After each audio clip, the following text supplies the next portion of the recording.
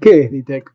La sigla DITEC significa la D y la I, personas con discapacidad. La T y la E significa personas mayores.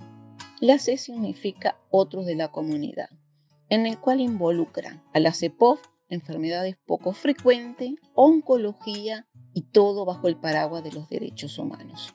DITEC, unidos por la equidad.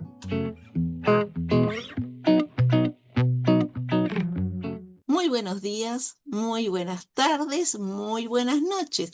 Depende de la hora en la que ustedes puedan acceder al programa Aquí y Ahora con DITEC, en su cuarta temporada. Es de orden agradecer a mi querido amigo Mario Puruncajas de Ecuador. Gracias, amigo, por tu gran trabajo. Él es el que nos ayuda a grabar, a editar y luego le pone los subtítulos porque es importantísimo para nosotros que este programa sea accesible. Y seguiré repitiendo siempre, esta es la solidaridad latinoamericana. Y agradecer a mi querida amiga Alejandra Pérez de Canal 23, Florida, que siempre está para ayudarnos, darnos una mano, que el programa sale desde allí, desde Canal 23, desde el interior del Uruguay, luego se irradia por todo el Uruguay y para el exterior, donde llegamos a muchos países. Y también a saludar a la hermosa ciudad de Florida, a quien quiero tanto, y no dejar de lado a mi ciudad natal, a la ciudad de Dolores, ahí a todo el Uruguay. También quiero agradecer a la profesora Soledad Cisterna Reyes por hacernos un lugar en su agenda viajera. Nunca le podíamos encontrar a mi querida doctora. Es un ¿Cómo honor, es un está? placer tenerla de invitada a una personalidad de gran relevancia para nuestra región. Sea usted muy bienvenida, profesora. Muchas gracias Martita, Mario, y saludo a todos quienes están viendo esta transmisión.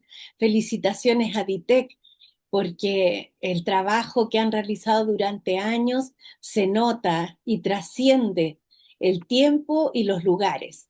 Así que muchas felicitaciones. Muchas gracias y me he olvidado de alguien tan importante en nuestras vidas, alguien que queremos muchísimo y que gracias a él hoy estamos teniendo esta entrevista, al doctor Armando Vázquez.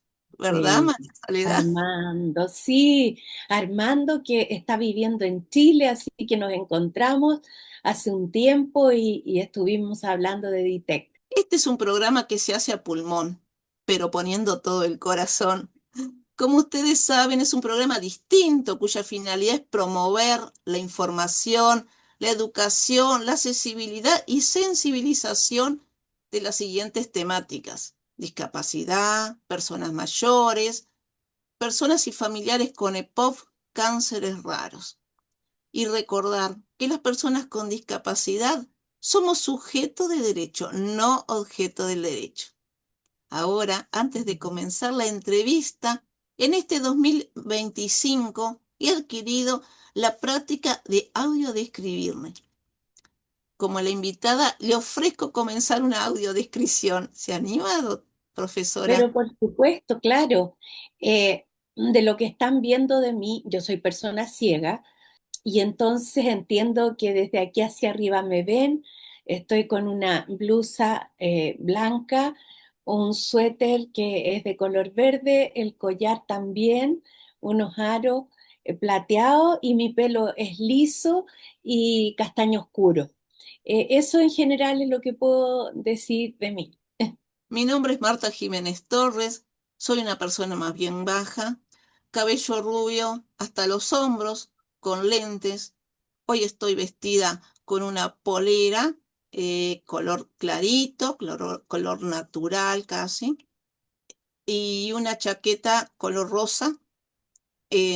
Como dijo Soledad, tengo unos aros en forma de corazón y soy usuaria de bastones.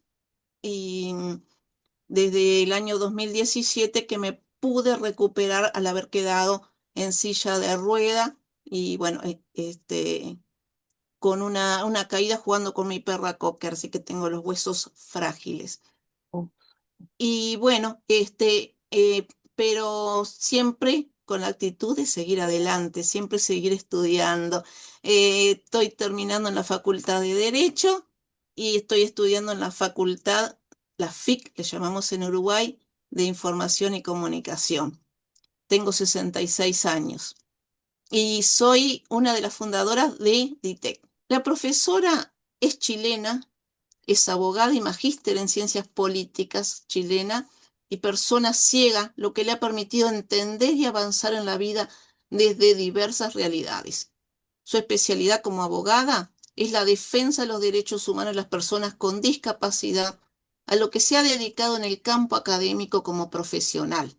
Ha participado en el diseño y planificación de proyectos dirigidos especial a estas personas y ha incluido a su país, Chile, en el debate mundial los derechos de las personas con discapacidad.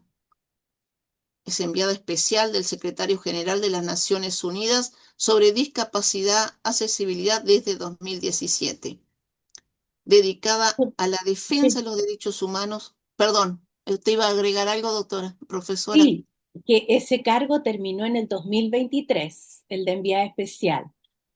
Ah, desde el 17 a 2023 viene a ser. Sí, Gracias. Gracias por aclarar. Dedicada a la defensa de los derechos humanos y y desarrollo sostenible, fue galardonada en 2014 con el Premio Nacional de Derechos Humanos y fue presidenta del Comité de Naciones Unidas sobre los Derechos de las Personas con Discapacidad, 2013 a 2016. ¿Está viendo, profesora, sí, doctora? Porque sí. ustedes en Chile no son licenciados en Derecho, no son doctores. Licenciados en Derecho. Y Perdón, la a Corte veces Suprema nos da después el título de abogados. Bueno, en mi caso, abogada. abogada, claro, claro. Mm. Del 15 al 19 de mayo de 2023, la profesora Cisterna visitó Uruguay gracias a la coordinación entre la División de Discapacidad de la Secretaría de Cuidados y Discapacidad del Ministerio de Desarrollo Social y el UNFRA, para brindar talleres y conferencias en distintas instituciones vinculadas con el derecho, la salud y las políticas públicas acerca de los derechos de las personas con discapacidad. Sus actividades en Naciones Unidas han sido numerosas. Es experta ante el Comité Ad hoc que elaboró la Convención sobre los Derechos de las Personas con Discapacidad de Naciones Unidas, para las que también es relatora de las denuncias individuales en el marco de su protocolo facultativo. ¿Está bien, doctora? Doctoras, Eso, disculpe, pero la costumbre, eso, nosotros en Uruguay, una vez que nos recibimos de abogados, somos doctores, entonces a veces por eso es que le digo doctora, pero sí, sí, no hay problema. Y en México también me dicen doctora. Quería decir que el cargo de relatora de comunicaciones del protocolo facultativo de la convención lo ejercí cuando era integrante del Comité de Naciones Unidas sobre Derechos de Personas con Discapacidad. Después fui electa presidenta. Ese es el orden cronológico de esas labores. gracias, mil gracias por aclarar. Uruguay y la Convención sobre los Derechos Humanos de las Personas con Discapacidad. ¿Qué significa la capacidad jurídica? Bueno, sabemos que capacidad jurídica es un tema en el cual la Convención sobre los Derechos de las Personas con Discapacidad hizo una gran innovación, porque en el pasado veíamos que, y en muchos códigos civiles, que se denominaba como absolutamente incapaces a personas con ciertas discapacidades. En general, los denominados entre comillas dementes y las personas sordas o sordomudas que no pueden darse a entender claramente. Al ser absolutamente incapaces significa no actuar en la vida del derecho, sino que a través de representante, un guardador, un curador. Y también ese guardador o curador puede dar el consentimiento para cualquier tipo de tratamientos en el ámbito de la salud, tratamientos o cirugías. Bueno, la convención cambia ese modelo y dice, no, eso ya no puede ser así porque todas las personas son iguales ante la ley y las personas con discapacidad tienen capacidad jurídica en igualdad de condiciones con los demás. Y eso significa que la convención instruye que no se aplica más el modelo de voluntad sustitutiva, sino que nos da a conocer lo que es el modelo de voluntad de la persona con apoyos y salvaguardias, con apoyos para quienes lo necesiten, porque es importante decir que no todas las personas con discapacidad tienen dificultades para expresar su voluntad y preferencias, sino que solo necesitan que se les reconozca que tienen su capacidad jurídica. Pero aquellas personas que requieren un poquito más de explicación respecto a los actos jurídicos sobre los cuales van a dar su consentimiento, esas personas, a la luz de la convención, hoy día pueden solicitar apoyos. No es voluntad sustitutiva, sino voluntad con apoyos.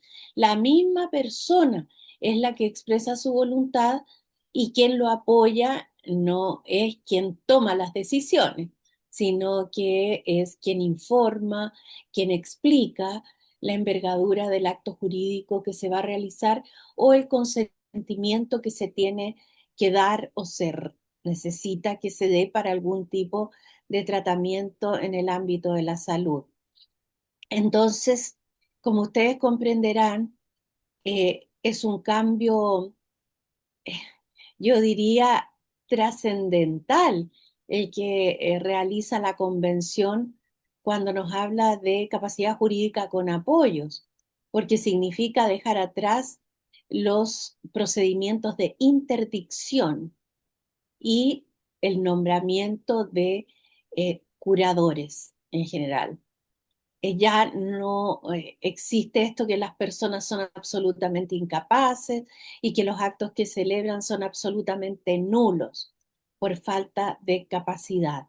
Y eso es una novedad enorme que toca la vida de muchas personas con discapacidad que se encuentran en esta situación. Y en los países de nuestra región, ya hay varios países que han avanzado en la reforma legal para reconocer la voluntad con apoyos y salvaguardias de personas con ciertas discapacidades. Que dicho sea de paso, quienes más se ven afectados son personas con discapacidad psicosocial o discapacidad intelectual. Estamos en la era de los derechos, no de los favores. ¿Se acuerda de esa frase? Oh, esa frase la he dicho muchas veces, la era de los derechos y no de los favores, porque desde que se instala el modelo de derechos humanos de la Convención, precisamente nos da a las personas con discapacidad una nueva era.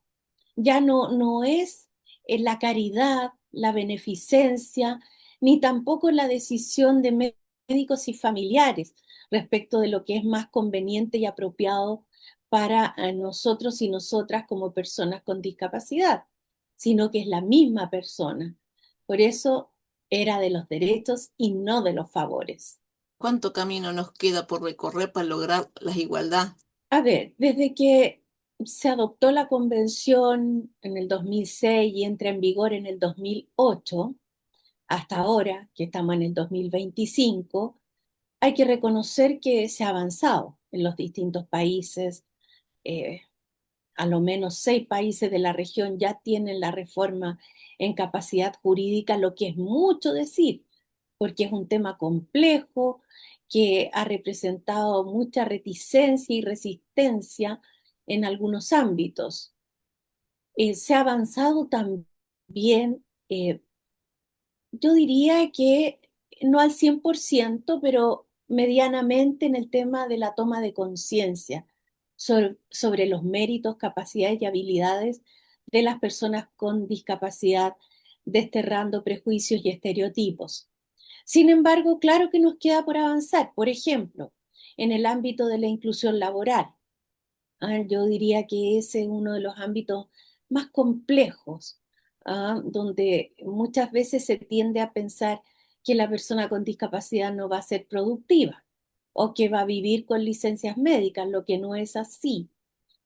También queda por avanzar en el ámbito de la educación inclusiva, que tiene que ser una educación inclusiva de calidad en el entorno de la educación regular de los demás niños y niñas. También nos queda que avanzar, aunque yo creo que cada día más se tiene claro el concepto de accesibilidad universal, que también se aplica a las personas mayores.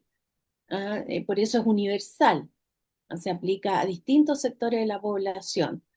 Y si bien se entiende, si bien hay leyes, hay reglamentos en la materia, lo difícil de pronto es el cumplimiento, cuando se dice que no hay recursos para otorgar la accesibilidad y cuando hay falta de fondos para efectuar una fiscalización efectiva de esa accesibilidad en todo ámbito, al espacio físico, a la información, comunicaciones, tecnología, bienes, servicios, productos, procesos, procedimientos, etcétera. Yo pensaba en esto también, así dije en esta entrevista, sobre el acceso a la justicia. ¿Le parece bien? Me gusta mucho ese tema, me he dedicado por muchos años a él, eh, por razón obvia de haber estudiado derecho y conocer las normas de procedimiento. Y cuando surge la convención, nos entrega el elemento vital que son los ajustes de procedimiento en toda clase de procesos y cualquiera sea el rol que esté desempeñando la persona con discapacidad. Esto significa un cambio relevante, que lo podemos sumar al de la capacidad jurídica, porque se vio en el Comité sobre Derechos de Personas con Discapacidad casos en que una persona, por estar privada de la capacidad jurídica en su país, no tuvo acceso a la justicia, no pudo defenderse de un delito que se le imputaba y pasó más de 10 años privado de libertad. Bueno, eso precisamente se busca con estas modificaciones a la capacidad jurídica y también los ajustes de procedimiento para que la persona con discapacidad pueda actuar en proceso y no se tomen medidas de seguridad por años, de años, de años, que en general no tienen plazo de vencimiento y la persona se ve afectada en su integridad psíquica, a veces en su integridad física. Y también el comité dijo que en estos casos había un trato cruel, inhumano y degradante al no saber la persona por cuánto tiempo permanecería privada de libertad. Esto se vio en una causa penal, pero los ajustes de procedimiento para el acceso a la justicia es en todos los ámbitos del derecho, ya sea derecho civil, ya sea el derecho administrativo, el derecho de familia, el derecho laboral, en los distintos ámbitos, en los distintos estadios, como son los tribunales ordinarios, también las cortes de apelaciones, las cortes supremas de los países, etcétera. Y esto requiere un proceso de capacitación muy intenso hacia los funcionarios de la Administración de Justicia, sean jueces, sean secretarios, actuarios, etcétera. Y no quisiera dejar de lado cuando menciono el acceso a la justicia, también el tema de la policía, los policías, quienes deben conocer sobre los derechos de las personas con discapacidad, porque en muchas esferas del accionar policial van a enfrentar a personas con discapacidad en distintas situaciones, al igual que cualquier otra persona. Y eso significa que ellos deben saber los temas de ajustes de procedimiento, los temas de ajustes razonables, los temas de accesibilidad, de los derechos de las personas con discapacidad, del trato que se debe dar, el buen trato a la persona con discapacidad, la mediación en la comunicación, si la persona con discapacidad utiliza otros formatos o medios de comunicación alternativos o aumentativos. Entonces, también hay tarea pendiente para la policía y los jueces, si bien están desarrollando protocolos de acceso a la justicia, hay que socializarlos más dentro de cada uno de los países. Con relación a esa pregunta, nos vamos un poquito más a consultar. ¿Cualquier persona puede denunciar un problema de derechos humanos ante Naciones Unidas por violación de sus derechos? En Naciones Unidas, el Comité sobre los Derechos de las Personas con Discapacidad y su protocolo facultativo exige varias condiciones. En primer lugar, que el Estado haya ratificado no solo la convención, sino también el protocolo facultativo. Ahí hay un poquito más de 100 países que han ratificado el protocolo.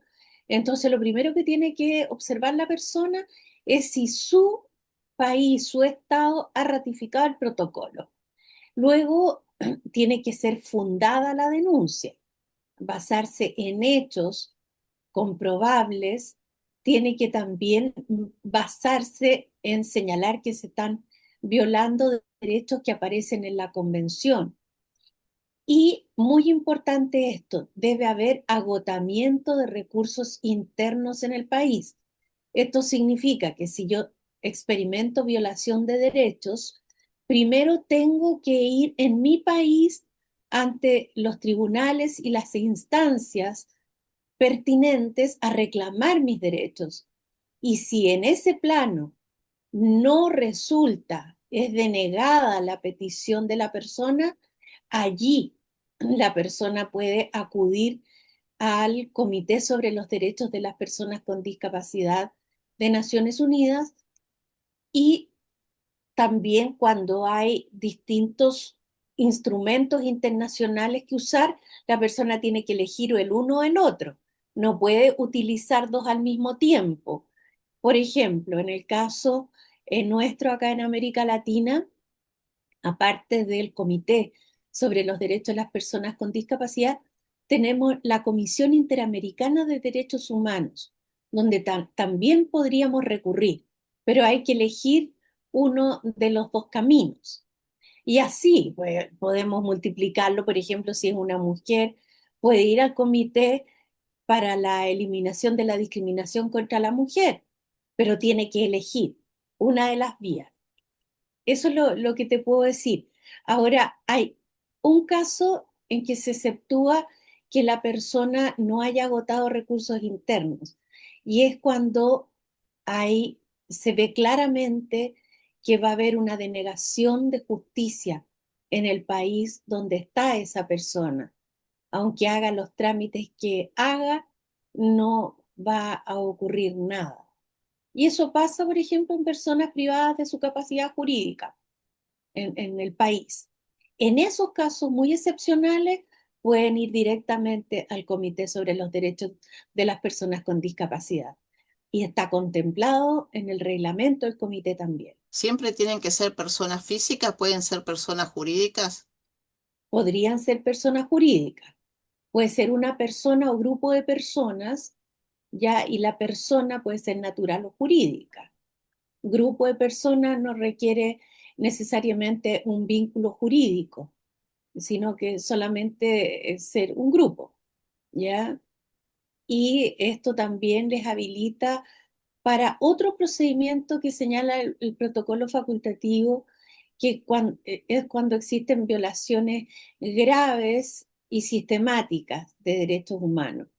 Ahí pueden concurrir grupos de personas, personas jurídicas, en cuyo caso el comité puede decidir hacer una visita en terreno al país de que se trata. ¿Esta petición debe ser firmada por abogados? Aquí hay dos teorías. Según yo, no necesita, porque esa es la idea de la convención, no entravar, no poner limitaciones a la comparecencia de una persona. Por lo tanto, desde mi punto de vista, la persona puede comparecer directamente sin necesidad de abogado. Pero a veces en la unidad respectiva dentro de de la oficina del alto comisionado, puede existir jefaturas que crean que sí es necesario la competencia por abogado. Pero yo creo que ese es un tema que se tiene que zanjar en algún momento y zanjar en favor de la persona con discapacidad. Y después las personas deben concurrir a Ginebra o deben concurrir. En los casos de estas denuncias individuales o grupales, no es necesario que vayan a Ginebra, tienen que presentar todos los argumentos por escrito. Desde Ginebra, si no está suficientemente fundada la denuncia, va a requerir que le agreguen más antecedentes, más documentos, etcétera, etcétera. Y de ahí lo que se hace es notificar al Estado, el Estado tiene un tiempo para responder, luego el autor o autores tienen otro plazo para replicar hacia el Estado lo que ha dicho y finalmente el Estado puede decir al final sus comentarios sobre esa réplica de los autores. Ese es grosso modo el procedimiento, se analiza todo ello y se presenta un borrador de resolución al pleno del comité. A menos que la causa se declare inadmisible, por ejemplo, si no se cumplen los recursos, estos requisitos que yo he señalado que deben cumplirse. Ese procedimiento, aproximadamente, ¿cuánto tiempo le lleva? Un Años. procedimiento como ese, a ver, desde que se notifica, los meses, pueden ser 6 meses, otros se puede llevar un año el procedimiento. ¿Qué diferencia hay con el procedimiento de las quejas? Bueno, esto algunos le llaman quejas a esto. Le dicen denuncias, reclamaciones, pero el nombre técnico son comunicaciones. Ese es el nombre técnico de lo que se hace con el protocolo facultativo, son comunicaciones. ¿Y contra quién debe presentarse la demanda en virtud de los tratados? Contra el Estado. Por ejemplo, si tú eres uruguaya y tienes que reclamar, lo haces en contra de tu país. Doctora, el tiempo se nos va volando, es decir, en televisión el tiempo es tirano, dicen siempre. Sí, ¿Qué sí, claro. mensaje nos quiere dejar? Porque a mí me quedan muchísimas preguntas, así que eventualmente el próximo año tendremos otra entrevista porque hay mucho para comentar desde alguien que sabe tanto en estos temas y que transmita a toda la población los derechos que tenemos las personas con discapacidad. En primer lugar, Martita, encantada. Si requieres invitarme en otro momento, feliz, encantada de estar contigo. Y el mensaje para quienes están viendo y oyendo este material es que debemos seguir trabajando, luchando, porque mi experiencia, son muchos los años trabajando en discapacidad, y aún cuando uno haya realizado algún procedimiento que al principio no tenga resultado, finalmente el tiempo te da la razón y tienes buenos resultados. Lo que no hay que hacer es decaerse y decir, no, ya no más con esto, me resigno y me retiro. No, eso no hay que hacerlo, porque si uno está convencida y la convención te respalda, hay que seguir adelante trabajando poco a poco. Y las personas con discapacidad sabemos de esos caminos más complejos, pero que al final llegan a tener un buen resultado. Muchísimas gracias. La verdad que Gracias. estoy muy feliz de al fin haberla encontrado. Hace mucho y que digo públicamente, es una de mis ídolas porque realmente he seguido todo su trayecto y realmente mil gracias por todo lo que hace porque nos favorece a todos. Todos somos producto de su lucha. Gracias, Muchas gracias. profesora. Gracias a usted y un besito. Hasta la próxima desde Uruguay. Un fuerte abrazo. Chao, chao.